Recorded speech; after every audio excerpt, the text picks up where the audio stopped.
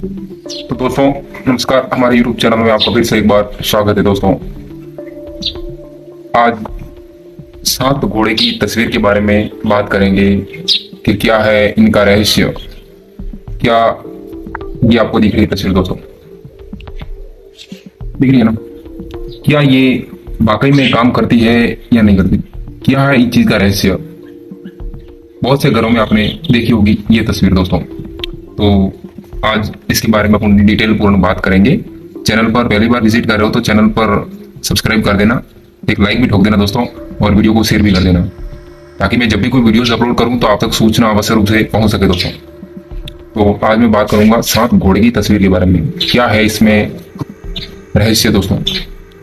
तो आपने कई बड़े बड़े घरों में या फिर कोई धनी संपत्ति के आदमी जो भी होते हैं, धनवान या फिर पैसे की स्तर पे जो उच्च आदमी होते हैं, जिनका लेवल अप होता है, जिनका लेवल मनी के स्तर में अप होता है, उनके घर में आपने देखी होगी ये 7 घोड़ों की तस्वीर दोस्तों एनी टाइम लगी रहती है। क्या ये वाकई में काम करती है या नहीं, या फिर क्या है इनका रहस्य? देखो, इस घोड़ों में 7 घोड़े हैं। कितने आपने तस्वीर में दिखाई होगा थंबनेल में, और मैंने जो भी तस्वीर आपको दिखाई 7 घोड़े हैं। तो इसकी कहानी ऐसी थी कि ये लोग बोलते हैं कि 7 घोड़े की तस्वीर रखने से अपने घर में बहुत ही बेनिफिट्स होते हैं वो तो, लेकिन मेरी नजरों में ऐसा कुछ नहीं, और मेरे चैनल पे ऐसा कुछ झूठा दावा मैं प्रसारित नहीं करता हूं दोस्तों। और किसी के कहने पे चंद व्यूज लाने के लिए, चंद पैसे कमाने के लिए मैं किसी को झूठी अफवाहों में नहीं रखना चाहता। जो होगा वो रिलेटिव बात बताऊंगा, भले चाहे व्यूज आए या नहीं आए, लेकिन जो बात होगी वो सत्य बताऊंगा। तस्वीर रखने से कोई फायदा नहीं है। हाँ, एक कहानी के रूप में, एक प्रेरणा स्रोत के रूप में अपन ये रख सकते हैं कि ताकि इसमें सकारात्मक सोच आए, क्योंकि 7 घोड़े कहानी को दर्शाती। कहानी कुछ इस प्रकार की थी कि एक आदमी था, उसके 7 घोड़े थे। कितने? 7 घोड़े थे। तो उनमें सभी घोड़ों का, जितने भी 7 घोड़े थे, उन 7 घोड़ों का काम अलग अलग था। कभी एक घोड़ा घूमने में माहिर था, दूसरा घोड़ा ऊंची छलांग में माहिर था, तो तीसरा घोड़ा लंबी दौड़ में। ऐसे करके 7 घोड़ों की अलग अलग पहचान थी। तो वो एक ही मालिक उन 7 घोड़ों का था। तो हर रोज उन्होंने कर्तव्य दिखाता और उन 7 घोड़ों के साथ में बैठकर प्रेरणा लेता कि इन सभी घोड़ों में उच्च स्तर पर कौन है, निम्न स्तर पर कौन है, मध्यम स्तर पर कौन है। जो 7 घोड़ों की प्रेरणा लेता हुआ वो मालिक 7 घोड़ों के पास में बैठता और सोचता कि 7 घोड़े नहीं होते तो आज मेरी आमदनी बिल्कुल रुक जाती।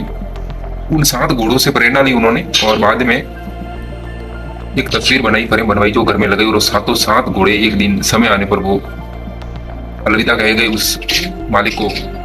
लेकिन उस 7 घोड़ों की तस्वीर जो अभी भी उनके परिवार में मौजूद रही, और वो किसान वो मालिक को ऐसा कहता फिरता चला गया पूरे गांव में कि मेरे 7 घोड़े जिन्होंने मेरे को उच्च स्तर पर लाया है।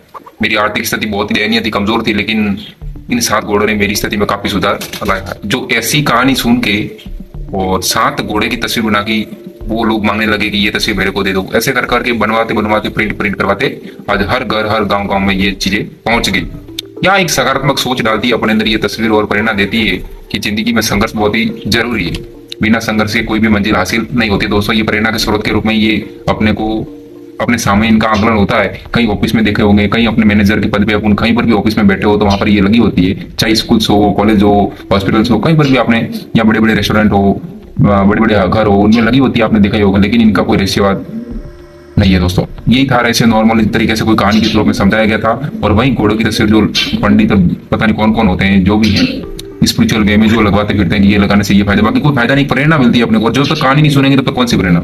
7 घोड़े थोड़ी अपने को कमा के देंगे दोस्तों, नहीं ना।